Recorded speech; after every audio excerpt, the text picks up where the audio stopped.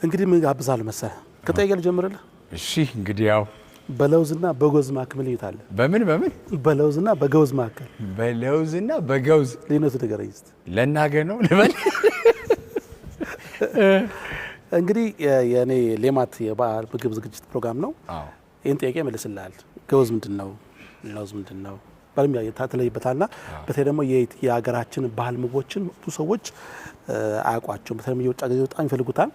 ስለዚህ እንግዲህ በዚህ በሌማት የባህል ምግብ ፕሮግራማችን ላይ እንግዲህ የሀገራችን የሁሉም አቅጣጫ በአራቱ አቅጣጫ ያሉትን የባህል ምግቦቻችን እንግዲህ በኪችናችን ክሽን አድርገን ሰርተን እንጋብዛለን ማለት ነው። በጣም አሪፍ። ለኔ ግን አንድ ጥያቄ እዚህም እጠይቃለሁ። እሺ ላንተ ምርጥ የሚለውን ሬሲፒ መስጠት አለብህ። በቃ ይሄ የራሴ ሬሲፒ ነው የሚለውን ለኔ ትሰጣለህ። ከካሜራ ውጭ ልበል። ምንም ችግር የለም። ይሄኛውን እስቲ ቃላብ እንደዚህ አድርገህ ብትሰራው አሪፍ ነው የሚለው እንት ሞክረህ ታውቃለህ? ምን ቡላን ከስጋ ጋር ሞክረህ ታውቃለህ? ይሄ ከላይ ክትፎ ተደርጎ አለ አይደለም? ዱቄቱን ቡላ ከስጋ ጋር አብረህ ፍርፍር አድርገው ሞክረህ ታውቃለህ? የሆነ ሲዳማ አካባቢ እንደዛ የሚደረግበት ነገር አለ አይደለ? ሲዳማ ላይ ይሄ ምንድን ነበረ ስሙ? የሆነ የቤት ስራ ከአስር ይታረማል። ከአስር ይታረማል። ፕሮግራም ላይ ስላለን ማነግርና ቆንጆ ምግብ እንሰራለንና የተለያዩ ምግቦችን ሰርተን እናቀርብላችኋለን። እሺ ሁሌ እጅ የሚያስቆርጥ ምግብ ከሌማት ታገኛላችሁ። በጣም አሪፍ። እንግዲህ እኔ ወደ ኪችን ልመለስ ነው። ሶፌኑ ልቅልቅ አድርጌ ወደ ኪችን ልገባ ነው። እኔ ብቻዬን ልቀር ነው። እዚህ ለይ ነው። በቃ ለቆይታችን በጣም አመሰግናለሁ። ቴንኪው፣ እግዚአብሔር ያክብርልኝ። ቴንኪው በጣም። ወደ ኪችን ቻው።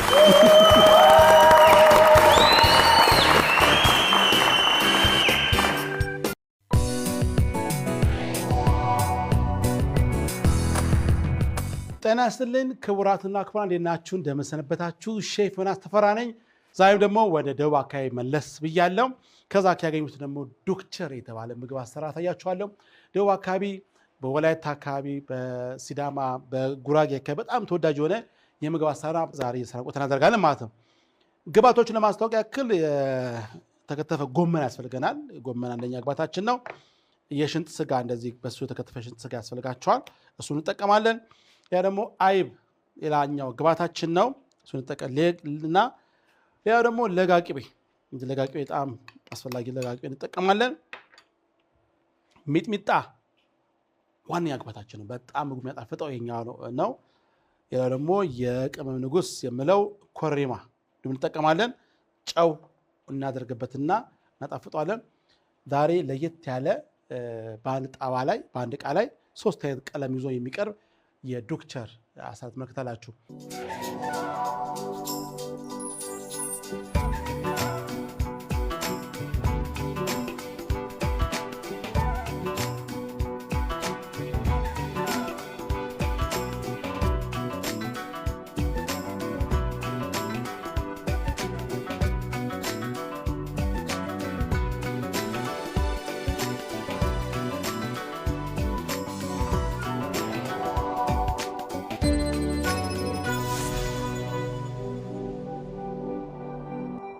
እሺ ተመልሻለሁ። እንግዲህ አሁን የመጀመሪያ ስራችን የሚሆነው እዚህ ጋር ውሃ እንደተወጥደናል። ውሃው እየፈላ ያለ ሁለት ነገር እዚህ ጋር እናበስላለን። አንደኛ ስጋው፣ ይሄ ስጋ በፈላ ውሃ ነው በስሎ የሚወጣው። እሱን እናደርጋለን። ጎመናችን እናበስላለን። ጎን ለጎን እናበስልና በአንድ ታገ እንደመቀላቀል ትመለከታላችሁ። በጣም ልዩ ምግብ ዛሬ ማዘጋጅላችሁ። አሁን ትንሽ ሳሳ እናደርገዋለን። እዚህ እንትኑን ስጋውን በደንብ እንዲታያችሁ ገለጥ ላግላችሁ። እንደዚህ እናደርግና ስጋውን እንዲያደርገን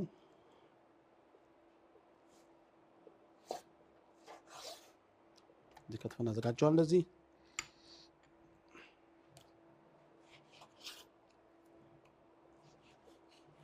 የሽንጥ ስጋ ለዚህ የሚሆነው ለሰስ ያለ ስጋ መሆን አለበት።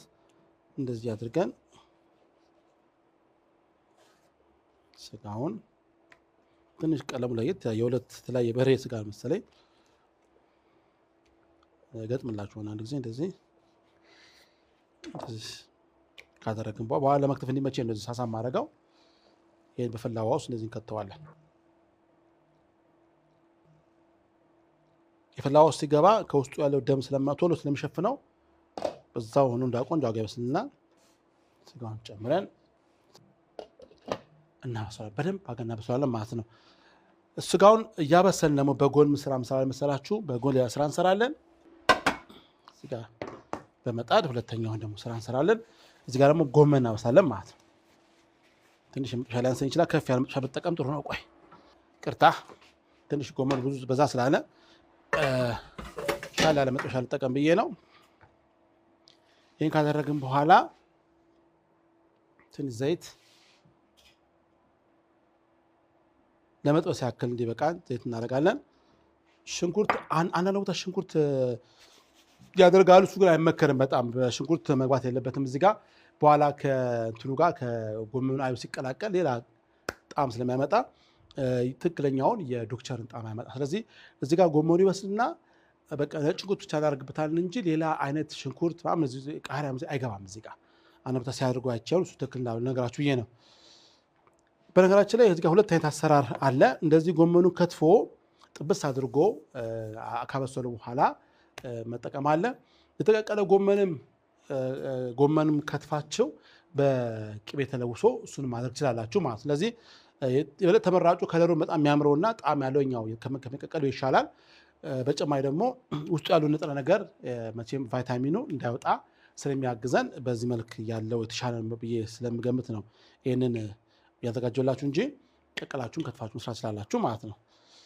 እሺ እንግዲህ አሁን መጥበሻችን መጋሉን እርግጠኛ ከሆነ በኋላ ትንሽ ቀረዋል። ከጋለ በኋላ ጎመኑ ይገባና በደንብ ተጠብሶ ጣፍጦ ይወጣል ማለት ነው። እዚሁንም ጨርሰው ጎመኑ ከበሰለ በኋላ ጨው እናደርጋለን፣ ሚጥሚጣ እናደርጋለን፣ ኮረሪማ አድርገን ቅቤ ያተገዝ ጥፍጥ አድርገን ጨርሰውና እናወጣዋለን። ከዛ ደግሞ የተዘጋጀውን የበሰለውን ደግሞ ስጋ ከትፈን ደግሞ እሱን እንቀላቅላለን ማለት ነው። አይባለ ዛሬ ቆንጆ ዶክተር እናዘጋጃለን። እሺ አሁን ጋር ብሎኛል። የበለጠ የኛው ጣዕም ቆንጆ ያግላቸው ከተቀቀለው የበለጠ የተሻለ ነው የኛው የሚሆነው።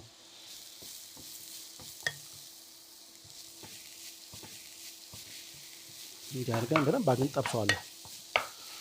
እሺ ተመልካቾቻችን እንግዲህ 8 ደቂቃ ይፈጃል ለማብሰል። ጎመኑንም ስጋው ማብሰል ይመለሳል። ትማትዱ አጠብቁኝ።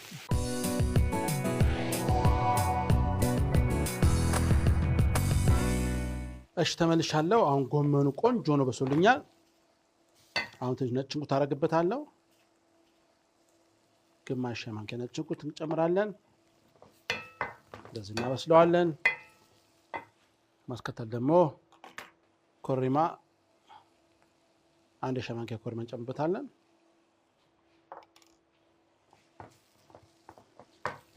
ሽታው ልዩ ነው፣ በጣም ደስ ይላል።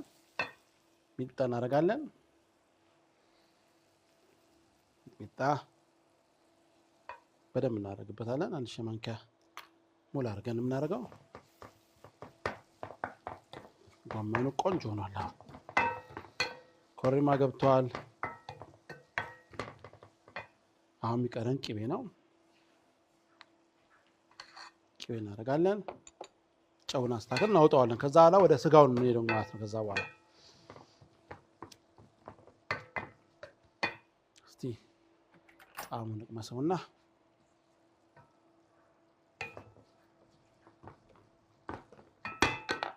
ካረግን በኋላ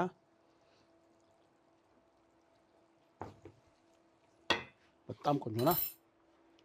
አሁን እኛውን ወደ ምናወጣና ስጋውን እንጨምራለን። ወደዚህ እናመጣለን። ወደዚህ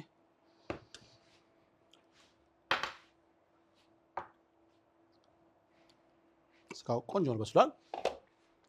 አሁን ስጋውን ይገና እናወጣለን።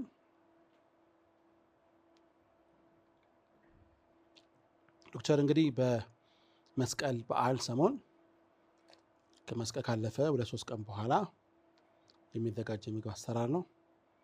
ስጋው መቀቀል የሚደረገው ያደረ ምናምን ስጋ ስለሚሆን ያንን በማስመልከት እንደሆነ ተነግሮኛል። ግን ቢሆንም ግን አሁን በትኩስ ስጋ ነው የሚዘጋጀው። ችን ሊቀጠቅጥ ተደረገን።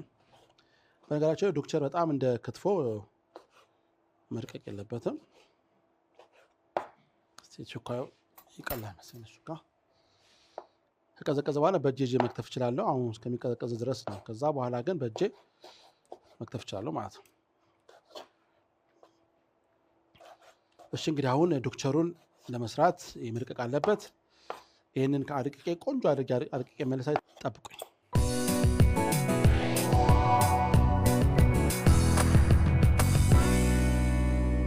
አሁን ስለቀጠቀጠ በእጄ ከተፉ ነው ያለሁት። ብዙም አልተቸገርኩኝም። በጣም መርቀቅ የማይጠበቅባችሁም እንደ ክትፎ በደረጃ ከተከተፈ ይበቃዋል። እናደርጋለን።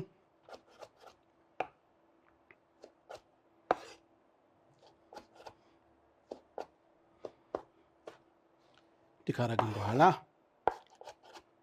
ወደ ጎን አደረገውና ይሄን ድስት እናርቀዋለን። ወደዚህ ካራቅን በኋላ መጥበሻ እናዘጋጃለን። መጥበሻው ላይ ቅቤ እናደርጋለን። ቅቤ ደንብ ይፈልጋል። ቅቤ ካረጋችሁ በኋላ ቅቤው እንዲቀልጥ እንደዚህ እንተዋለን።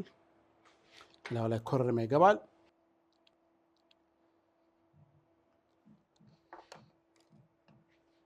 ሚጥሚጣ ማድረግ ትችላላችሁ። መግባትም አለበት። ሚጥሚጣ በደንብ የሚገባው ሚጥሚጣ። ጨው እናደርግበታለን። ካረግማ እንዲቀልጥ እናደርገዋለን። ትንሽ የቀረው ካለ እንደዚህ እናደርግና ወደ ጎን ገፋ እናደርገዋለን። ካረግን በኋላ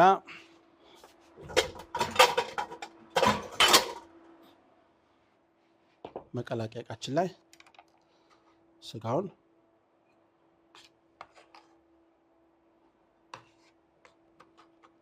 እንጨምረውና አሁን ቅቤው ቀልጧል። ትንሽ ቅቤ ይወስዳል። የተቀቀለ ስጋ ስለሆነ ቅቤ በደንብ ነው የሚፈልገው። ቅቤ ማነስ የለበትም።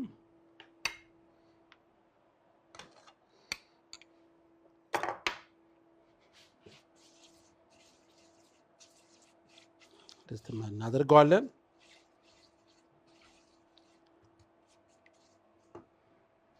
አሁን ልክ የሞቅ ሲል ወደዚህ ነው የምንጨምረው። ወደዛ አይገባም። ወደ ሳህን ተገልብጦ ከሳህኑ ጋር ነው ለሳህኑ ላይ የሚለወሰው። እዚህ ላይ እንታረጋላችሁ እንደዚህ። ከዛ ይሄን ይለወሳል። እንደዚህ ታዩታላችሁ። በቅቤ ኮረሪማ በጨውና በሚጥሚጣ እንዲለወሳል። እዛው መጥበሻ ላይ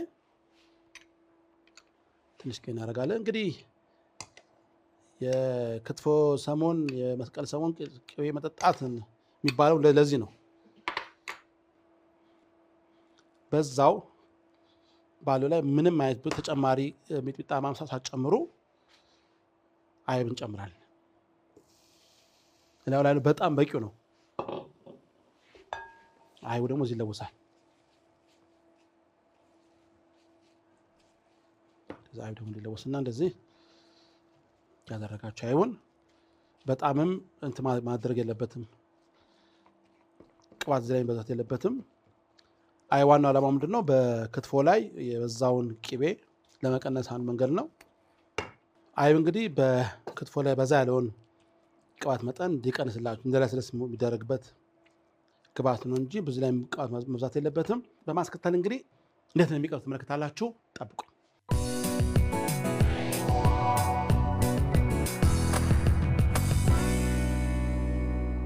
እሺ ተመልሻለሁ። እንግዲህ አሁን እንዴት ነው የሚቀርብ ትመለከታላችሁ። የመጀመሪያው የሚሆነው ምንድን ነው? ስጋውን ነው የምንጠቀመው። ስጋውን እንደዚህ መሀል እናደርገዋለን። ውበት እንዲኖር አድርገን ማቅረብ አለብን። አንዳንድ ቦታ ደግሞ በእንጀራ ተጠቅሎ ሲቀርብ አይቻለሁ። እንግዲህ እሱ ለየት ያቃሩት ዘመናዊ ያደርገውታል መሰለኝ። ምን አድርጉት መሰላችሁ? ያየሁት እንጀራ ተዘረጋ። መጀመሪያ አይቡ ተነጠፈ። ከተነጠፈ በኋላ ላዩ ላይ ስጋው የስጋው ከተደረገ በኋላ መሀል ላይ ጎመን አድርገውት እንጀራውን ጠቅልሎ ተቆርጦ ማይቻለሁ። እሱም ያስኬዳል። ትንሽ ዘመናዊ ነገር ይመስላል። ትክክለኛ አቀራረቡ ግን ይሄ ነው። ሶስት አቅጣጫ ማድረግ ትችላላችሁ። አሁን እንደማድረገው ማድረግ ትችላላችሁ። ካረጋችሁ በኋላ ሾርባ ማንኪያ እየተጠቀምኩኝ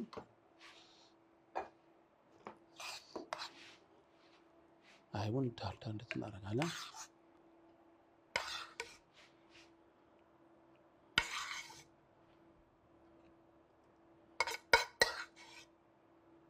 እንደዚህ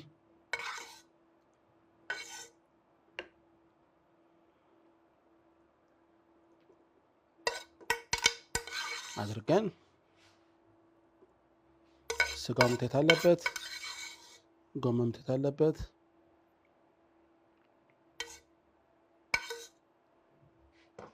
እናደርገውና መሀሉን ከፈት ከፈት እንደዚህ እናደርገዋለን። ስጋው እንዲታይ ወደ ላይ እናወጣዋለን። ስጋውን እንደዚህ ይወጣል። የተወሰነ መጠን ጎመን ከተበታል መሀል ላይ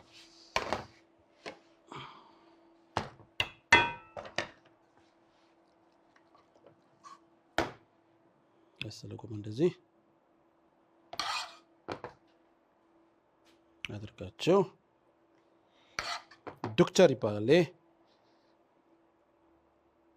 ዳዋኬ በጣም ተወዳጅ የሆነ የምግብ አሰራር ነው።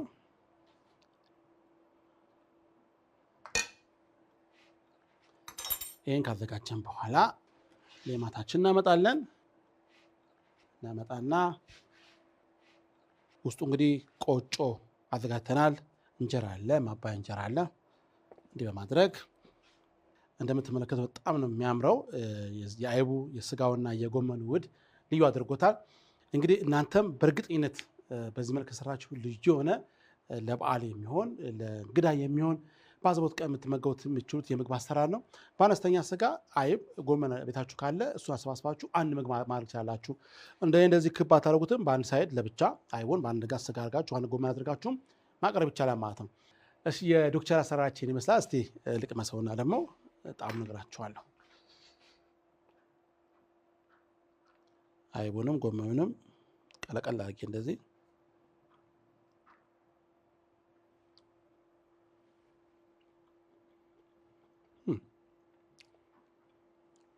በጣም ቆንጆ ነው።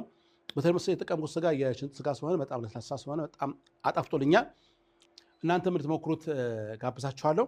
በጣም ቀላል ነው። ቤታችሁ እንግዲህ አነስ ያለ ስጋ ካለ፣ ትንሽ የተረፈ አይብ ካለ፣ ጎመንም ካለ አድርጋችሁ ለቤተሰብ የሚበቃ ምግብ መስራት ይቻላል ማለት ነው። በሌላ ፕሮግራም እንገናኛለን። በጣም ወዳቸው ሼፍ ዮናስ ተፈራ ነበርኩኝ። ቻው።